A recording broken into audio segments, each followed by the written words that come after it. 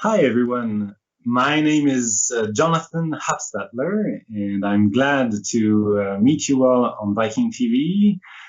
Good morning to our guests from the US. Good evening for those of you who are in Europe. We're here tonight to discover Rueil Malmaison, a city which is west from Paris. And we'll be taking a trip through time, discovering the lives of Napoleon and Josephine. And to get you started, here is a short movie to discover our destination.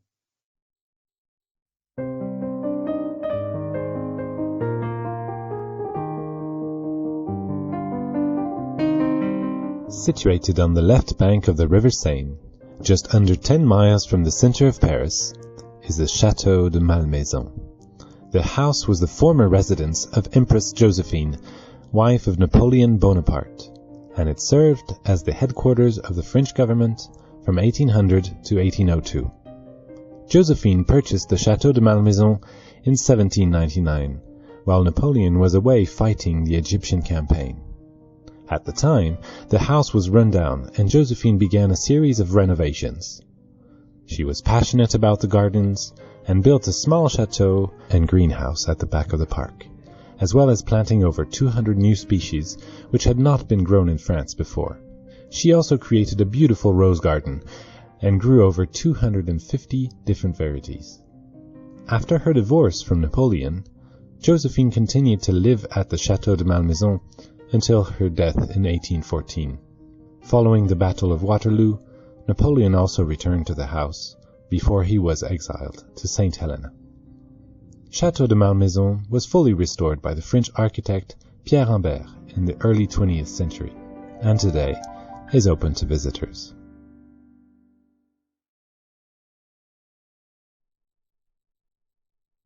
So, Jonathan, can you start by telling us more about where Château de Malmaison is located, a little bit about the surrounding area, and how guests can access the chateau from the River Seine?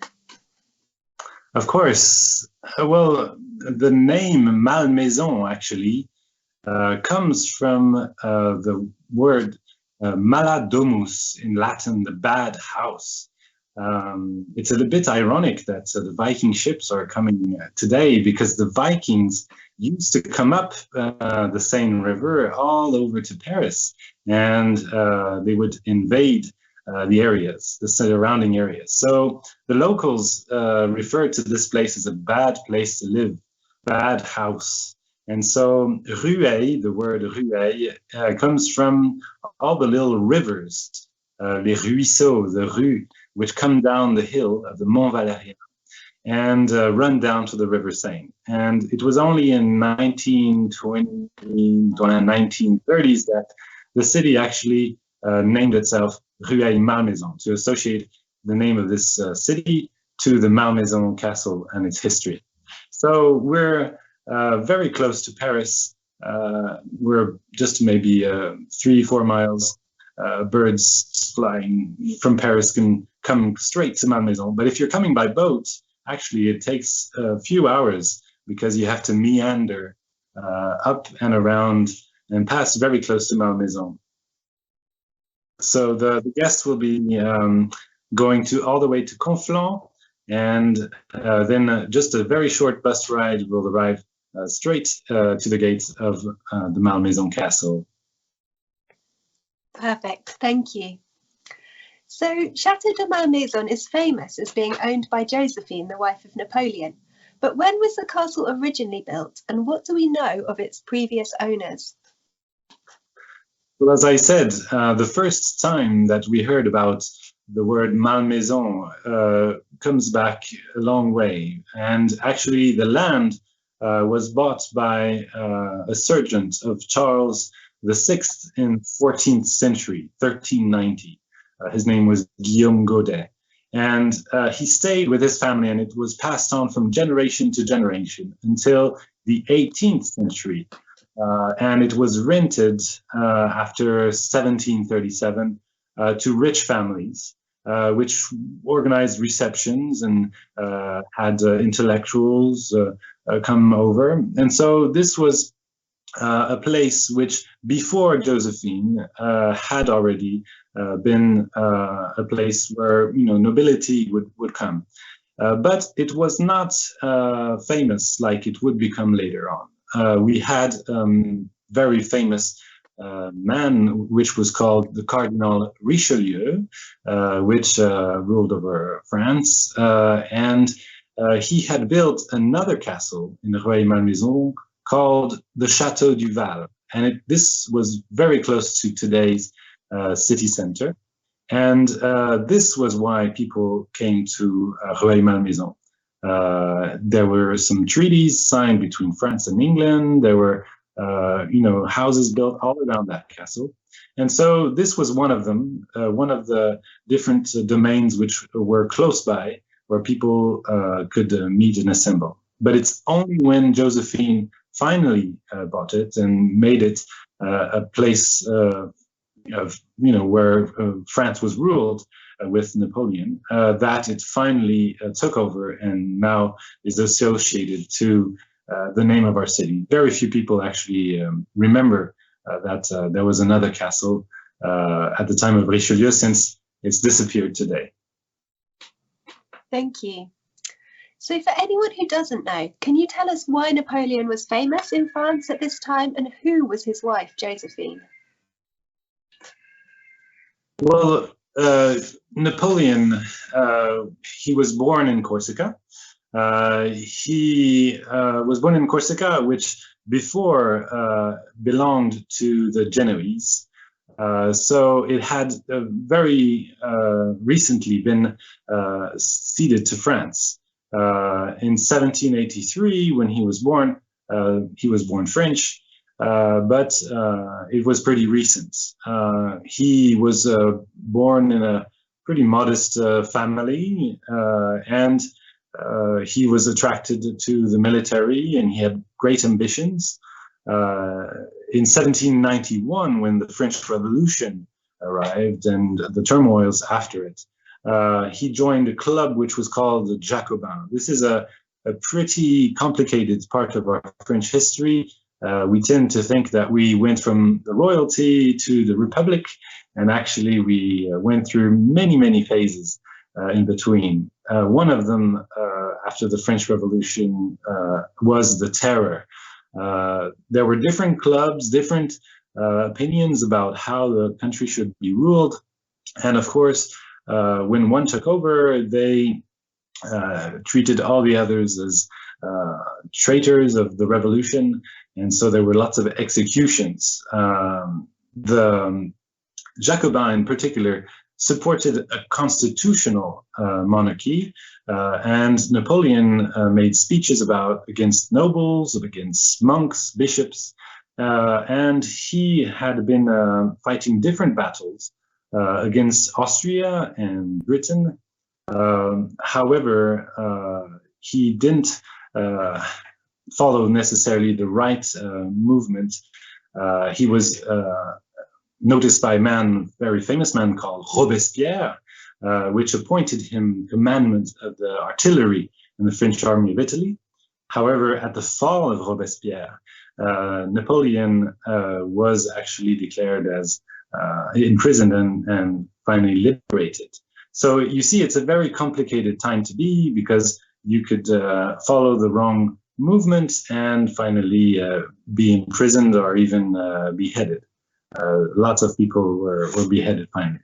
When finally the Directory came up, there was a man called Barras who trusted Napoleon for having seen him in a battle, and he asked Napoleon to help save the National Convention against rebels. And when Napoleon became the commander, managed to fight off the rebels, that made him a savior of the revolution, and therefore he was seen as a defender of the principles of the revolution, which was not always been the case.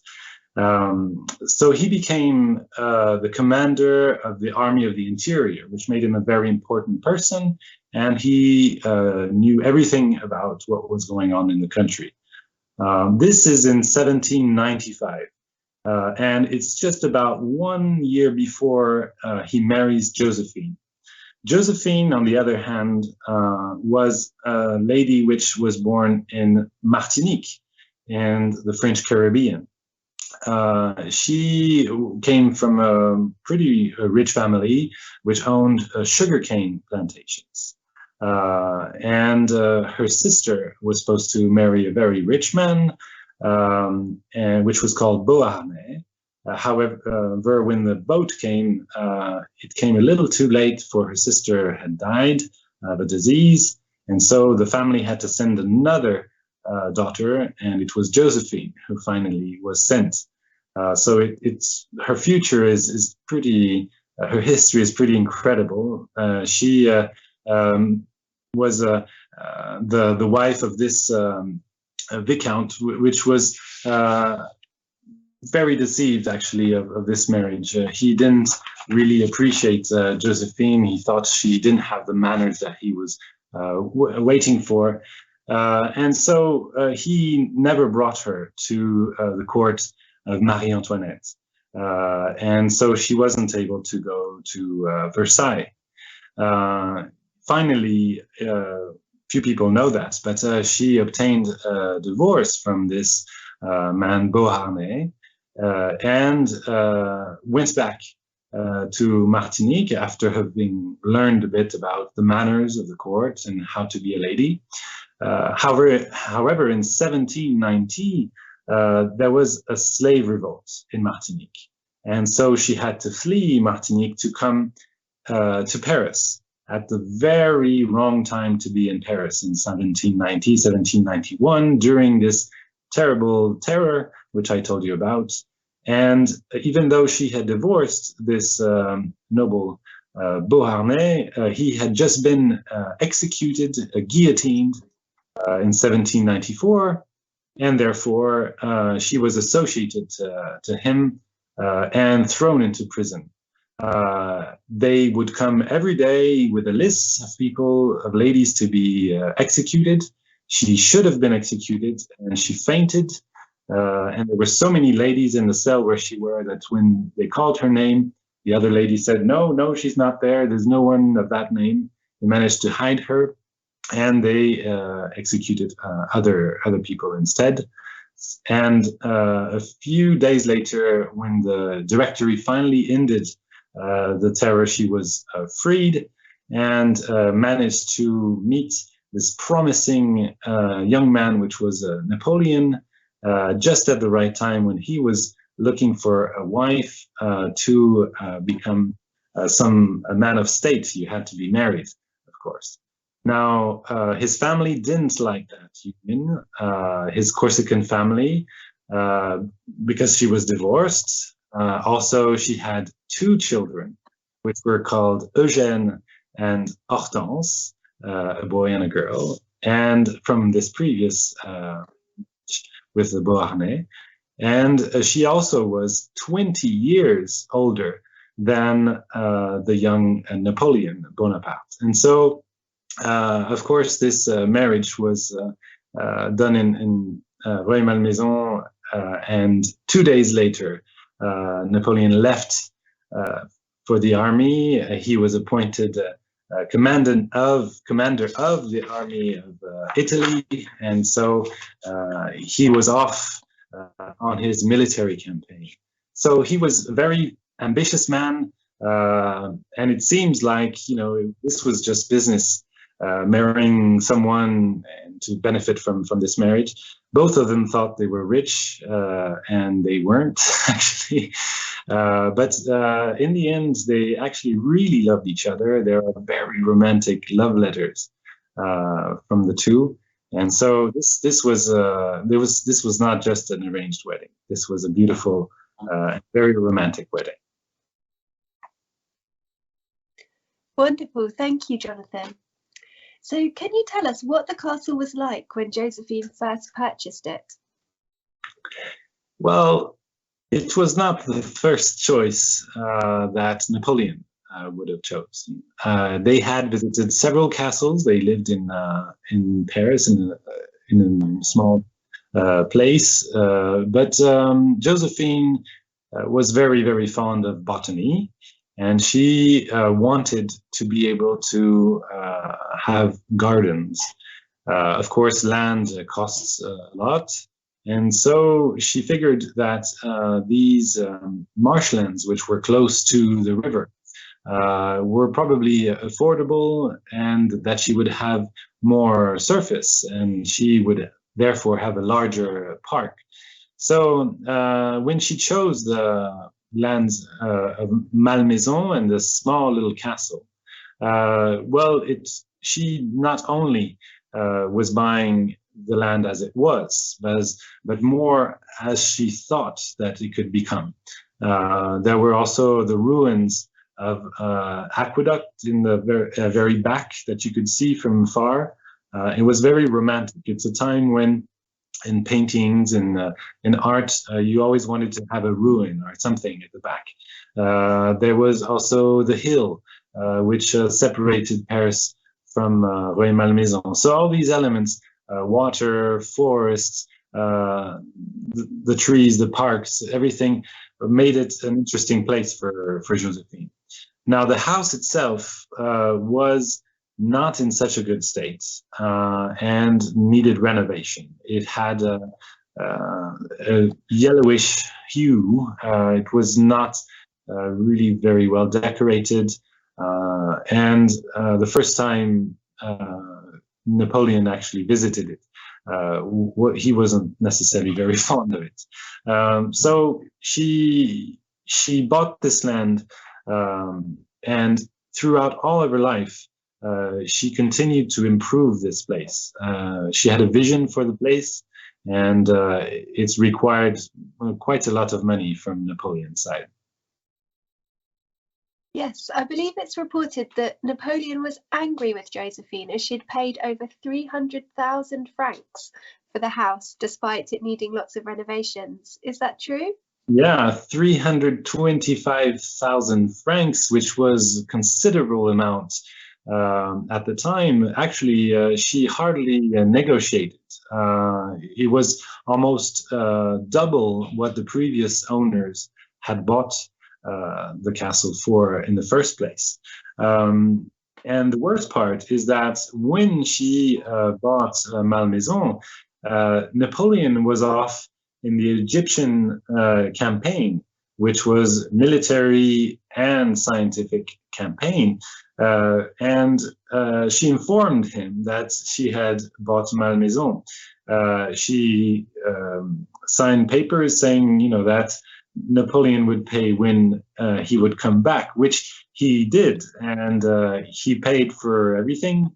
But some people say that when he wrote the civil code of laws in France, he added an article saying that women couldn't buy property on their own without the consent of their husbands. There was probably something that was left of that purchase, and that stayed a very long time afterwards. Thank you. Can you tell us now a bit about the renovations that Josephine undertook? Well, the motive for buying a small place, which was, when I say small, it's smaller than the Tuileries, which is the Louvre gardens and the chateau around. So it's a big place, but still, for an important, castle, a palace, it's not as big. It was supposed to be a place where there were going to be receptions, where there would be ministers coming, decisions taken. At the same time, it was a place which was a little more tranquil outside of Paris, outside of the city. Napoleon was, wary of the people. The revolution had scared lots of the rulers, and so you always wanted to have a little safe place outside.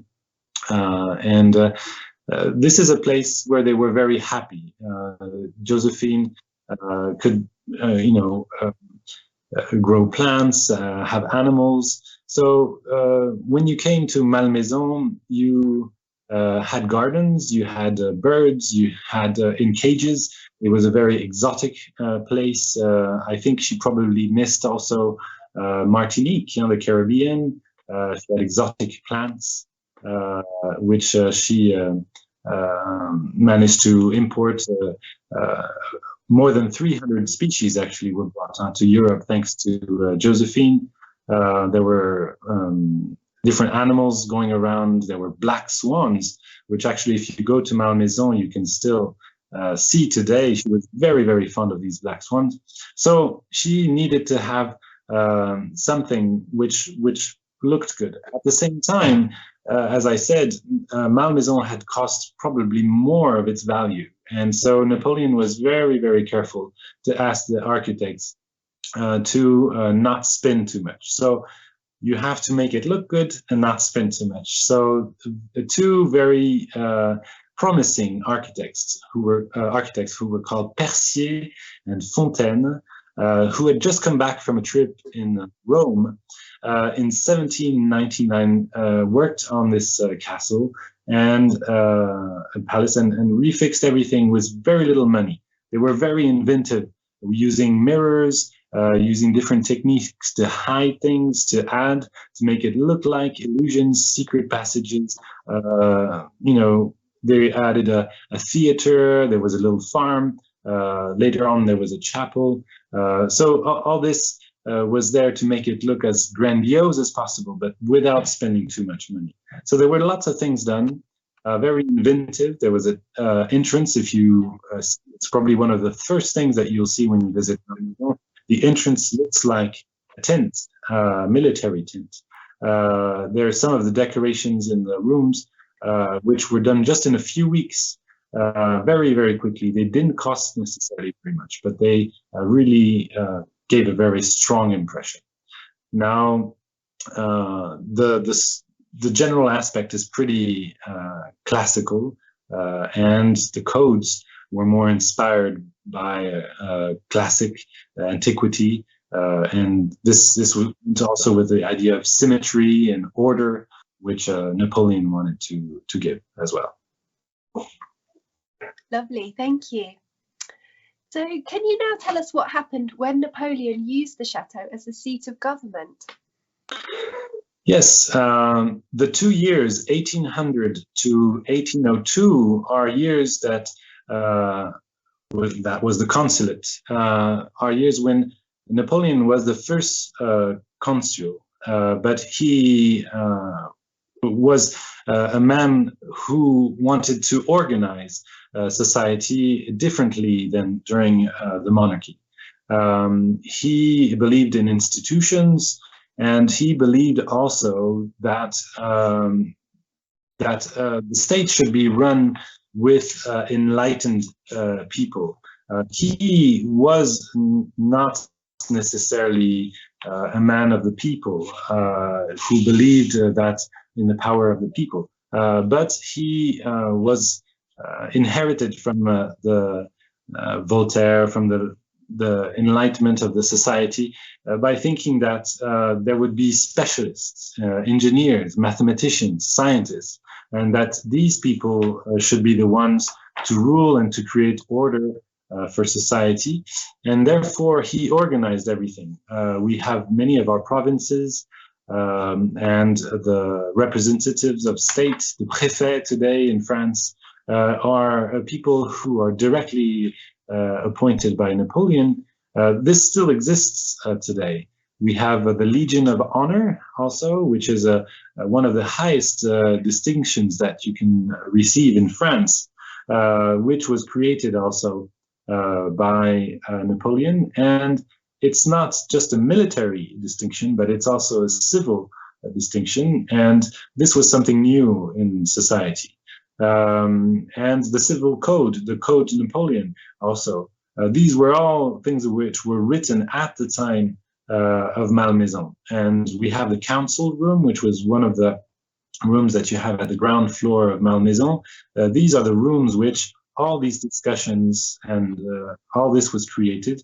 Lots of the things that are pretty positive about Napoleon. Of course, he's an ambiguous character. He was a warrior, of course, but he was a man of state, and lots of the things which have stayed in our French history and which we still have today and we are proud of come from Napoleon and were created in Malmaison.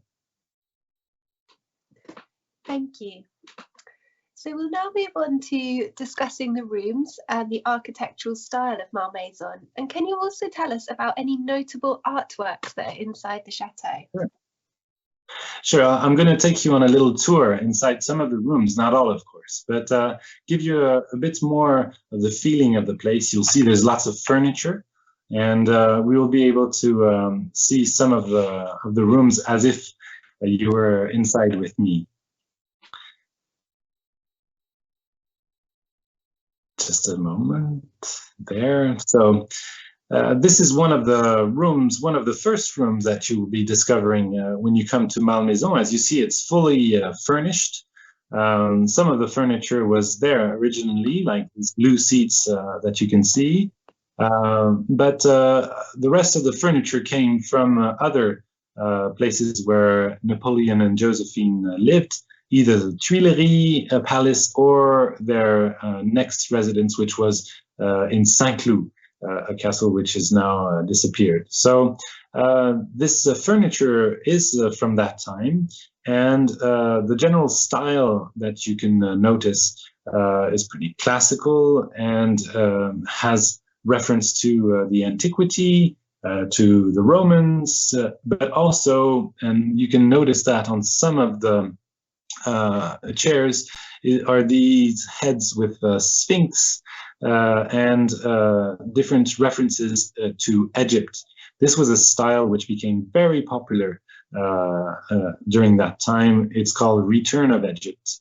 And this is consulate style is a mix between all the Renaissance codes and also very neoclassical codes. Very modern in the colors, in the lines, and so the furniture in Malmaison makes it very rich. Now, this room in particular is a room where Josephine and people living with her would spend lots of their time there, knitting, playing games, reading, and this is a place where they would receive guests.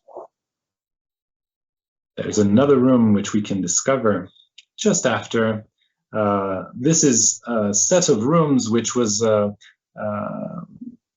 made it look pretty big. It used to be 3 little rooms, and Percier and Fontaine broke the walls to make it a very large room, which is the musical room. This is a place where you have a smart art gallery. Josephine was promoting a small art gallery and artists. This style was called the troubadour style. They generally showed characters, feminine characters, ladies that were in the Middle Ages, medieval times, either ladies who had been heroes or who had played a role in history. And through these medieval scenes, she was also promoting the place of women. It's too early to call it feminism, but she was at the same time pushing the idea that women had also played a role, and also these young artists painting in this troubadour style she was supporting. These pieces of furniture, red couches, which you can see, are pretty modern even today. You know, these lines, these bright colors, but they're a typical consulate style. And this would be furniture that you would find at the time. Most of these that you will see in the rooms are made by people who were called the Jacob brothers, and they were a very, very good factory. and still very modern today. At the back, we will see it in a moment. You will see, I think there's still on the picture the harpsichord, which you can see, and also a harp.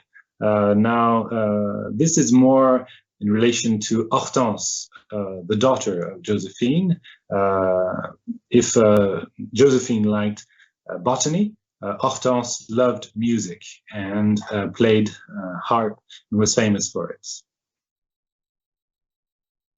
Now, I think we might want to see some of the rooms in the ground floor.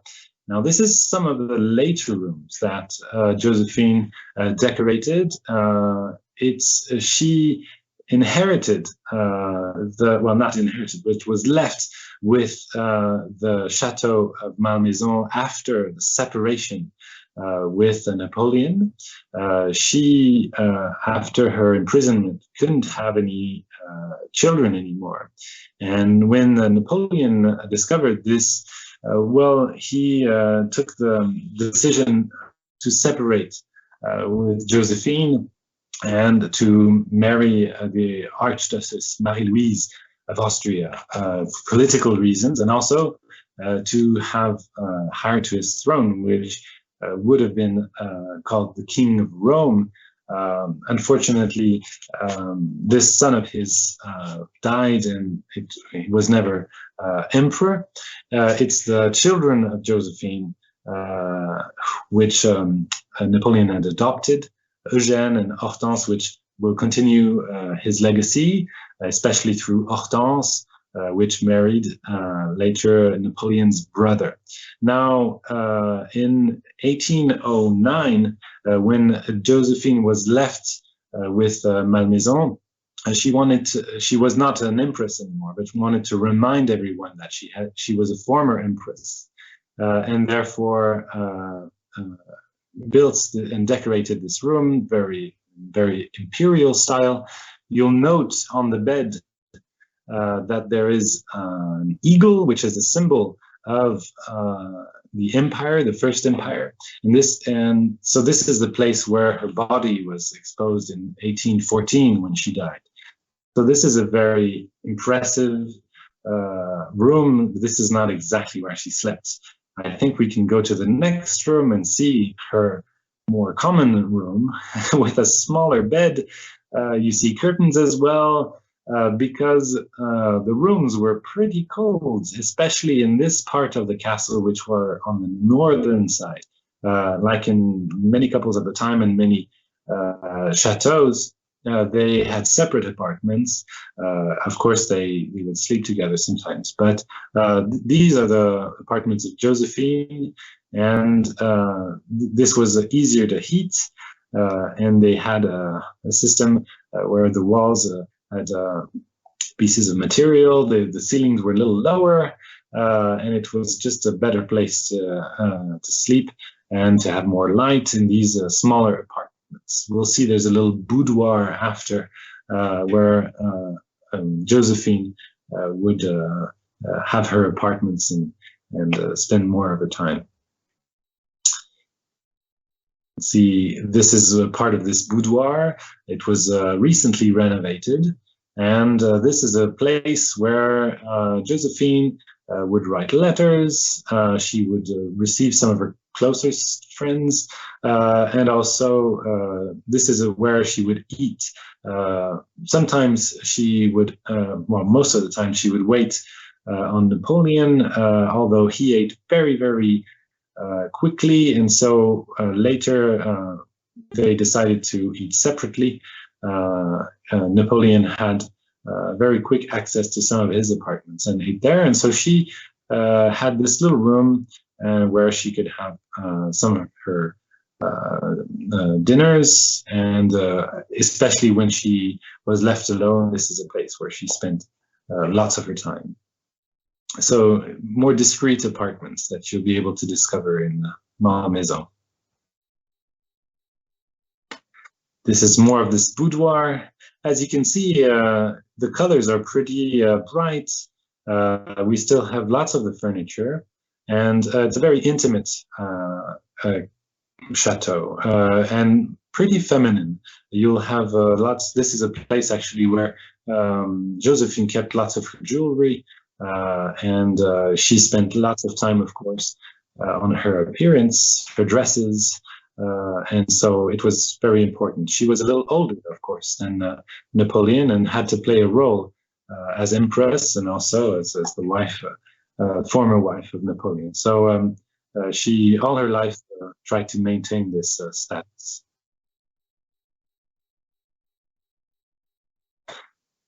Thank So you, Jonathan. you're welcome. And maybe we can see some of the artifacts that you can find. Yeah, these are some of the treasures that you will discover on the second floor.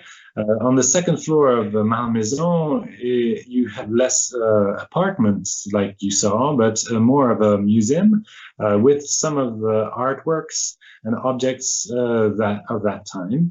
And this table, which has two names, the table of Austerlitz or the Marshall table, was it's an incredible piece of art. Actually, when it was bought by a philanthropist called Edward Tuck, which managed to buy it and offer it to France, it cost almost the same price, 400,000 francs. They're not the same francs and not the same time, but 400,000 francs, almost the same price as Malmaison itself. Just for this table. It's one of the most valuable pieces in the collection. On it, you have little pieces of porcelain, of ceramic, coming from Sèvres, a manufacturer, very famous manufacturer in France. And this is had a portrait of Napoleon and all of its followers, all of his generals and followers.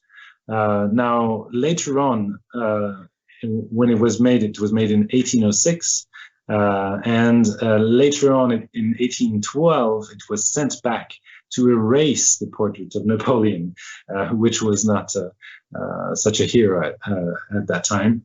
And of course, there were three tables, and this hopefully was able to be saved and bought in 1929 by this philanthropist, Edward Tuck, from the couple Tuxtel, is one of the philanthropists who helped save Malmaison and lived very close by. He was an American, and we owe lots of the collections to this American couple. Now we also have another piece, a famous painting, which probably some of you might know. This is of course, propaganda, but it's the first consul, so Napoleon, before he was an emperor, crossing the Alps at the Saint Bernard Pass. Now, this crossing of the Alps was not so epic in real life. Napoleon didn't cross the Alps on a horse like this, probably more a donkey, but the portrait of Napoleon as this valorous hero crossing the Alps also reminded of Hannibal or other Carlos Magnus. And those of you who can see the details can see at the bottom there are the names of all these people. And this was actually not a painting which was ordered by Napoleon himself at first. It was Charles IV of Spain who wanted a painting for his Hall of Great Captains, and asked a painter called Jacques Louis David, which was very talented at the time, in 1800, to paint this painting showing Napoleon crossing the Alps. And well, Napoleon was able to see this painting in the gallery of Jacques Louis David, and he thought it was a nice painting of him. There are very few paintings of Napoleon. He was a very busy man and didn't like posing for painters, so there are very few portraits of him. And even though the proportions are not necessarily right, Napoleon is much bigger than he should be if you compare to the horse's side. He's holding this horse with just one hand, and has this other hand in the air and this drape. Napoleon ordered 5 copies of this painting, And if you see it on any illustrations, the 4 other copies are a little darker red color. The only one which is this clear orange color is the one from Malmaison. So if you see it in a reproduction somewhere, if you see the orange version, you know that this is the painting that you saw or that you will see in the Chateau of Malmaison. So of course it's propaganda, but it's also an image of power which Napoleon wanted to show. He mastered that art. And now this is something which I personally really like in Malmaison. It's a very precious a piece of furniture. It's a desk of Napoleon where he would study maps and plans and write letters, give his orders. So very important piece of furniture. It was made in 1803 by this person called Jacob, which I told you about, and it was conceived in part by Napoleon himself. It's not just any ordinary desk, it's a mechanical desk, which actually has a sort of a mechanism which can hide everything and conceal everything inside the desk. And I think it can be locked also and keep all of its secrets just in seconds. You can close it and have this very clean looking desk with nothing on it. And when you open it, you just pull and you have everything at your disposal and ready to work on. So this is a mechanical desk from Napoleon, which you will see in the library of Malmaison when you come. It's one of the pretty precious pieces of furniture that you'll see. Wonderful. Thank you, Jonathan. So can you tell us now, what are the gardens of the chateau like today? So I chose this, the gardens today, I chose an illustration which you can see. As I said, Josephine had bought the land knowing that she wanted to create a large park around it. And the total size of the park was a little more than 720 acres. It went all the way to the forest, which is on the top of the hill above, and almost as far as the city center of Rueil Malmaison.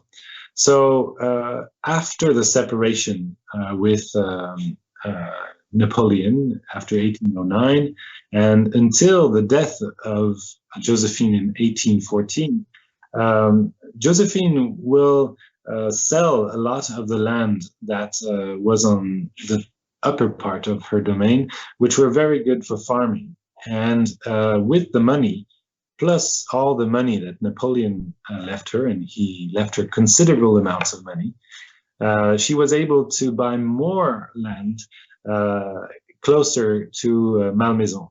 And as it was marshland, she dug an artificial river, which you might be able to see at the bottom right. It's called the Rivière Anglaise, the English River. It was almost 3 kilometers long, going from the city center of Rueil all over to the little chateau, which you see on the right, which is called the Petite Malmeson. I'll tell you more about it a little later. But you could go with a rowboat all the way from the city center of Rueil to the Malmaison castle and at the back of the park. She had another man called Berthaud in 1810 conceive the perspective as if it was a natural park, as if it looked like nature itself had planted the trees. Although everything was planned, there were still alleys like in a French garden. There was a rose garden as well, exotic plants, but some of the park was inspired more from the English gardens, and we had this garden conceived by Berthaud, which also renovated some of the chateau. So the gardens were pretty big. Today we still have 6 acres around the chateau. And we have a park which is called Bois Préau, which is another section which she bought towards the end of her life, which has 17 acres. but this is what is left of this 700-acre park that Josephine had at the time. Thank you, Jonathan. So can you tell us now a little bit about what visitors can expect when they come to visit the chateau today? Well, I think if you compare to other great palaces in France, we have many palaces in France, you will find a pretty intimate place. And also, it's pretty rare to have a place really where you feel the owners, Napoleon and Josephine, and the time of the consulate are represented. It feels like the owners have just left. There's the furniture, and there's still this feeling that lingers. It's a pretty romantic place, especially if you come in spring, which is one of my favorite times, and fall as well. When the colors of the trees change, we have beautiful colors in Malmaison. So you might be lucky and see some of the roses, the rose gardens, because Josephine was quite fond of roses, and many roses actually have the name of Josephine and were offered to her. If you are there in May, and you might also expect to see in the park some black swans, which you might have never seen before. Otherwise, I think mostly it's also to get to know more of the man, Napoleon himself, and not such about the leader, but more about the person. And so, yeah, I think it's a very personal, discovery of this couple, which loved each other and who lived happy times in Malmaison. Thank you. And what else is there for visitors to discover in Rueil Malmaison? Sorry. It's not easy to say. Well, of course, your guides will take you to the chateau, and you'll have lots of things to see in a couple of hours. But if you had more time, and if you come back, which I hope you will, come to Malmaison, not very far, you'll have the tomb of Josephine. She is buried in the local church, and you have this beautiful marble tomb with Josephine in the same position as she does in one of the famous paintings of David, the crowning of Josephine by Napoleon. And she is actually buried here. Napoleon is buried in the Invalids in Paris. And this is in the local church. We also are lucky to have not only a former empress, but a queen of Holland, which is Achtas, which you'll see just after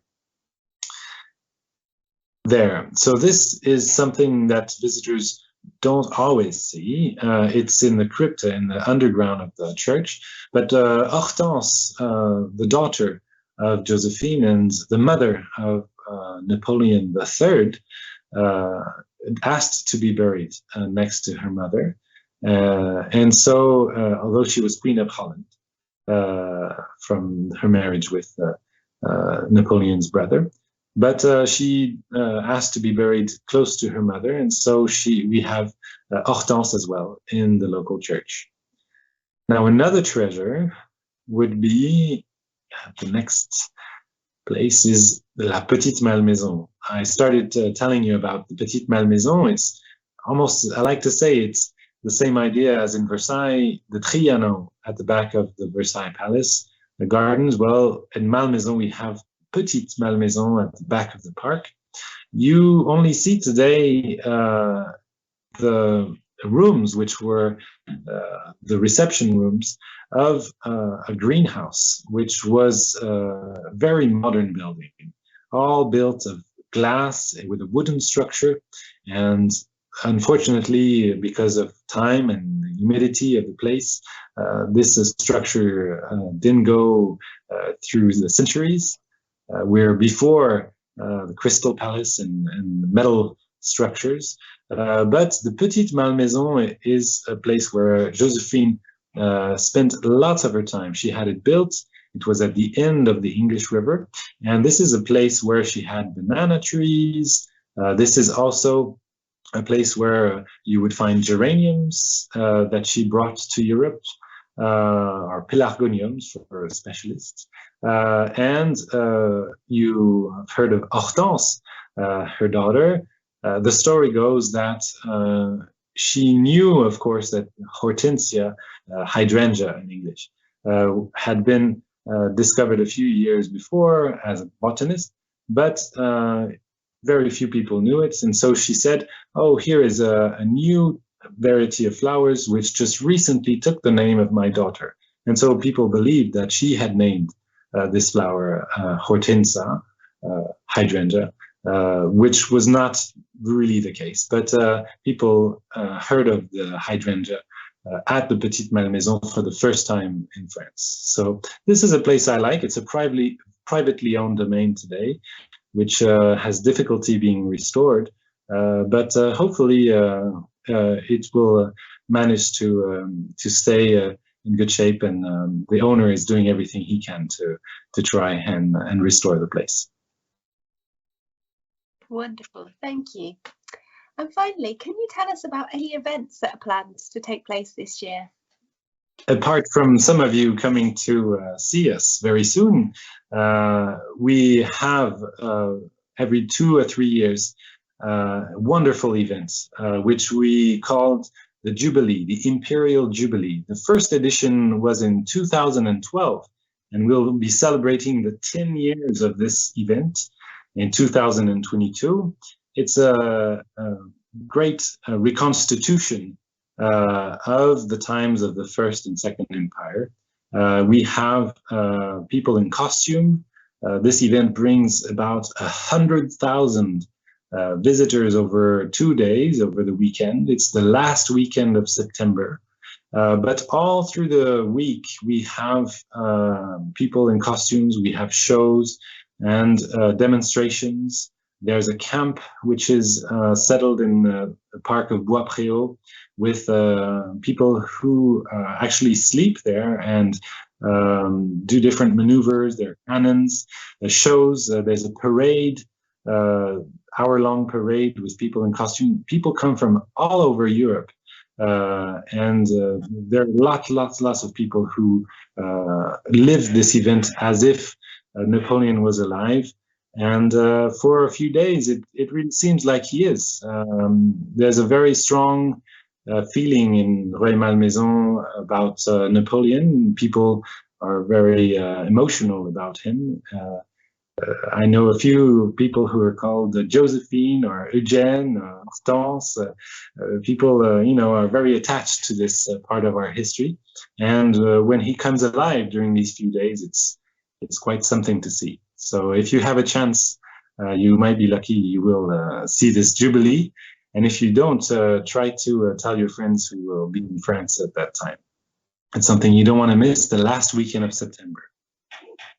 Wonderful. Thank you, Jonathan. We've just got a couple of questions now from our audience who are watching all around the world. So I've got a question here. She's from Elizabeth in the United States. And she asks, how similar does the chateau look today than how it looked in 1800?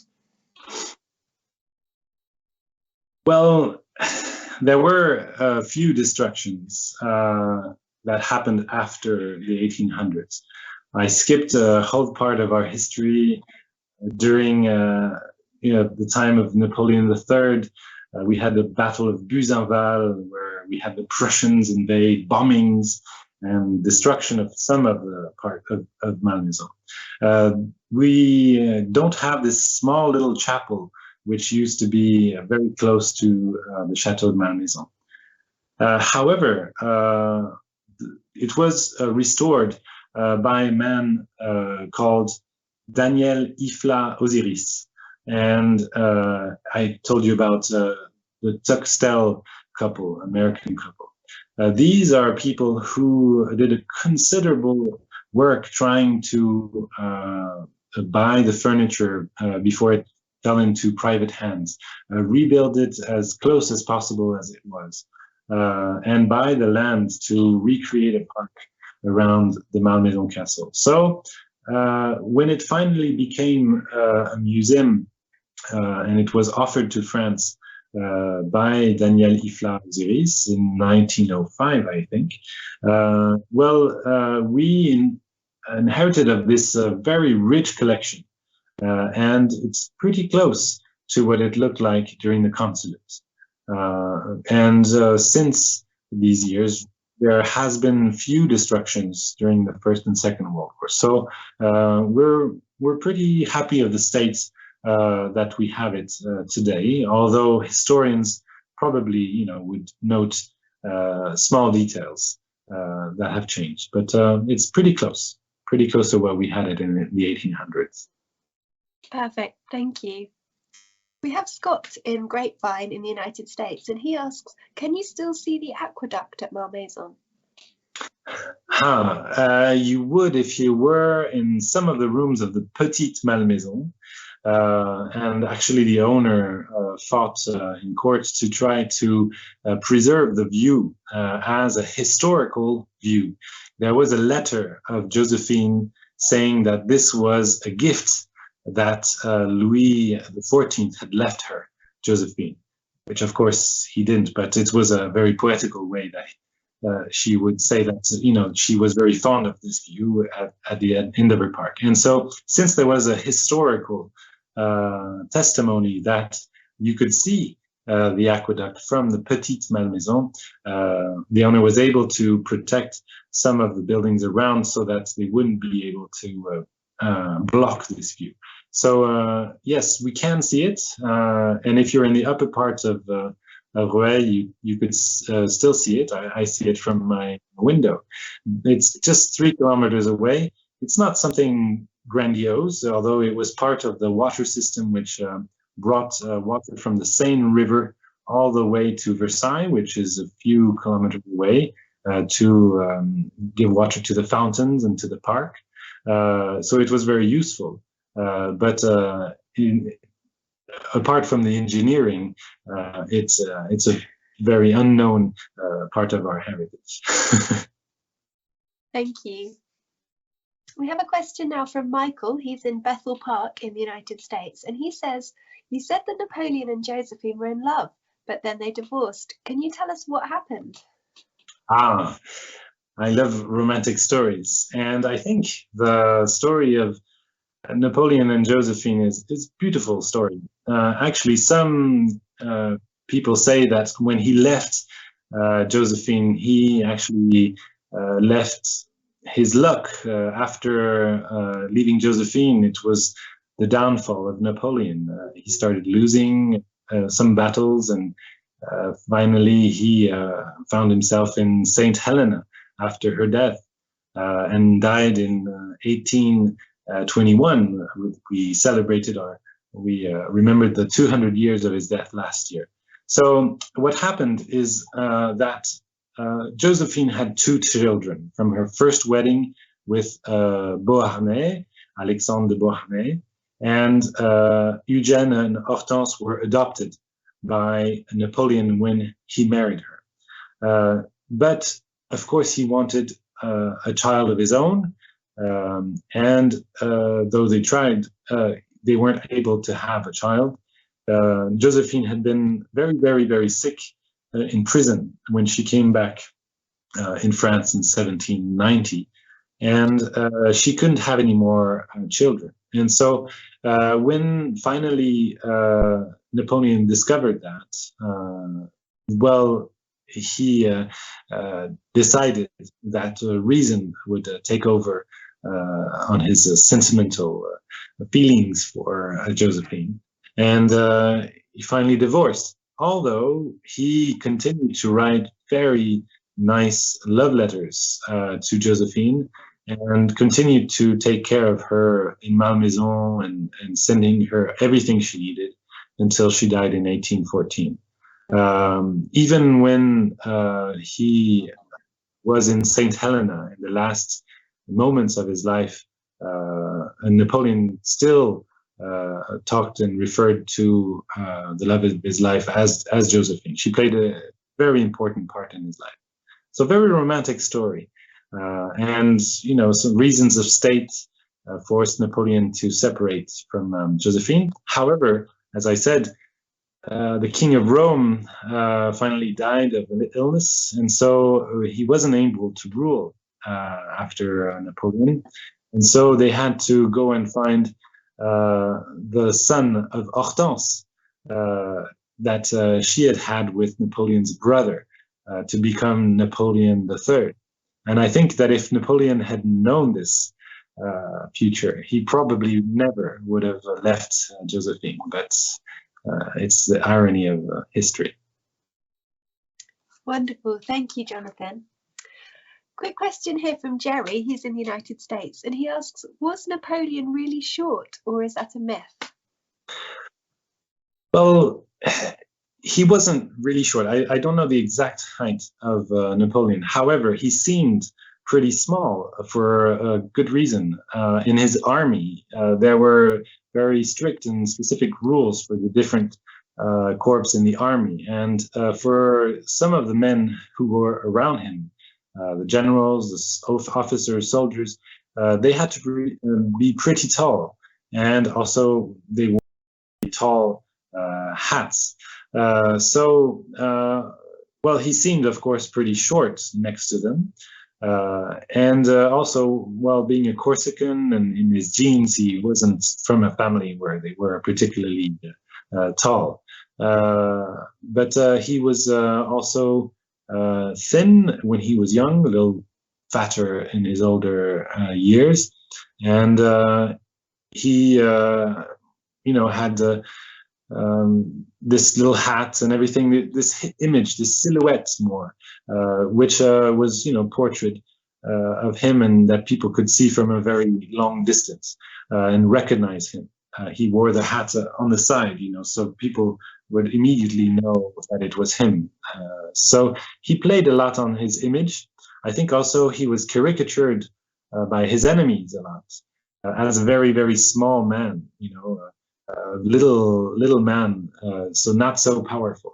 So the caricature also played that role to try and portray Napoleon as a short person.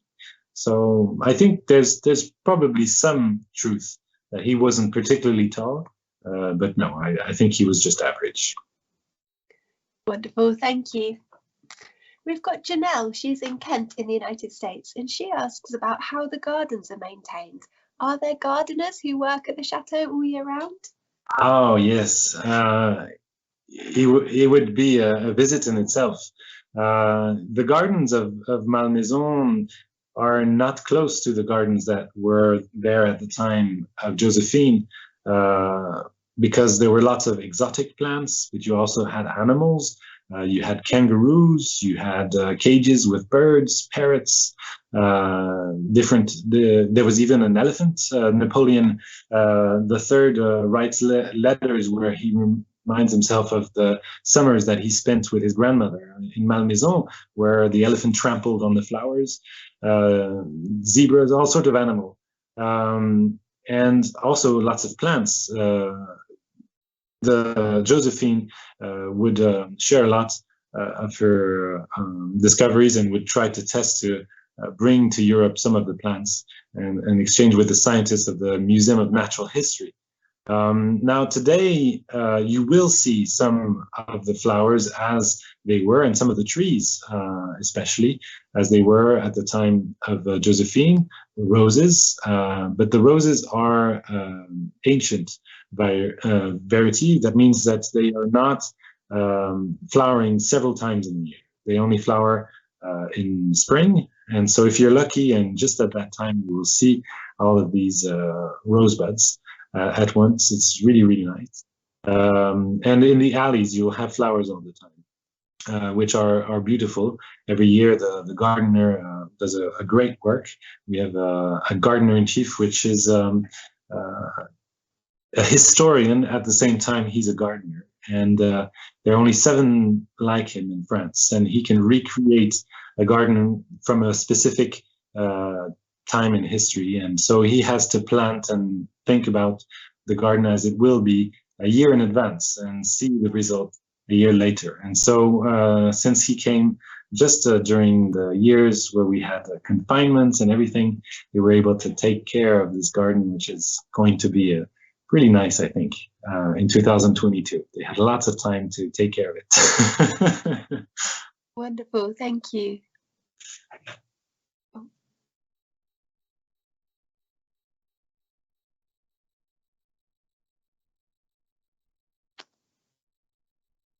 Thank you, Jonathan. You're welcome. Any other questions?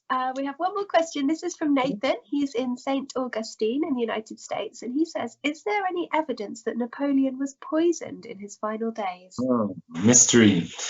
After romance. Well, I wouldn't say there's any evidence. There are lots of rumors and lots of people believe that his death was not natural.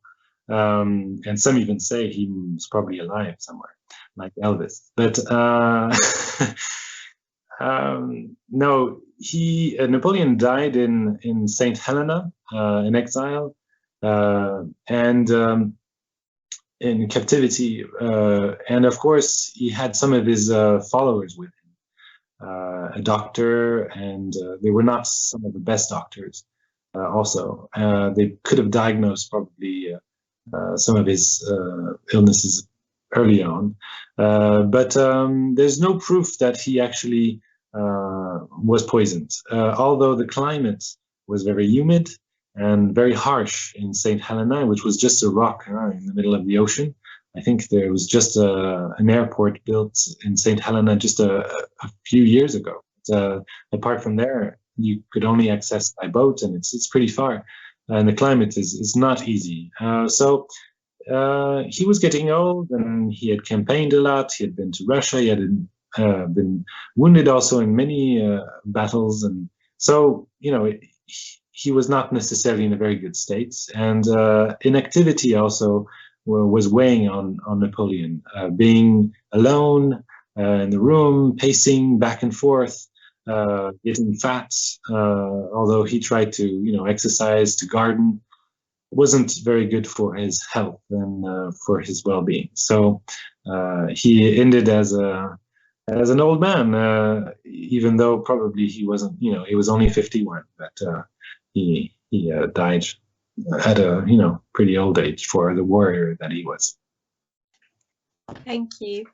And just one last question to finish with. This one's from Kathleen. She's in Corvallis in the United States. And she just asks about the situation for visitors to Paris at the moment. So if you're visiting a museum or restaurant, do you still need to have the pass sanitaire? Well, yes, for the moment, although we're, seeing things evolve, there are different rules that are changing. It might get easier. Let's hope that things, go as planned. In some places, we can actually take our masks off, which is also a greater comfort. And yes, it's going to become easier and easier to come to France if the situation stays as it is and as it's planned. I don't want to, give too much hope in case something happens, but but it's getting much better. Last year at the same time of year we were limited to very few visitors, although some of the Viking visitors were still coming, and we managed to organize visits which were quite incredible because there were very few visitors at that time. And you had the chateau for yourself, and with many guides and very few visitors. So that was also a good time. But now things are opening up, and so it's much simpler. If you're talking about restaurants, places to eat, going outside, visiting, it's very simple. And even with the pass sanitaire, it's a simple app. You can ask, have a QR code, a fax code. So things are pretty easy and people are getting used to it. It's becoming a habit. So I think some people might still wear masks here and there because they've been used to wearing it for the last 2 years. There might be a few places here and there where you still have to show the pass sanitaire, but obligations are starting to disappear. Wonderful. Thank you so much, Jonathan. I think that's all that we've got time for tonight, but it's been incredibly informative. Thank you. Well, thank you for having me, and I really look forward to meeting you all in Malmaison, and I really hope that you will come and see us and discover this great part of our French history. And we're a small city next to Paris, but we have wonderful treasures to show you. So you're welcome. Thank you.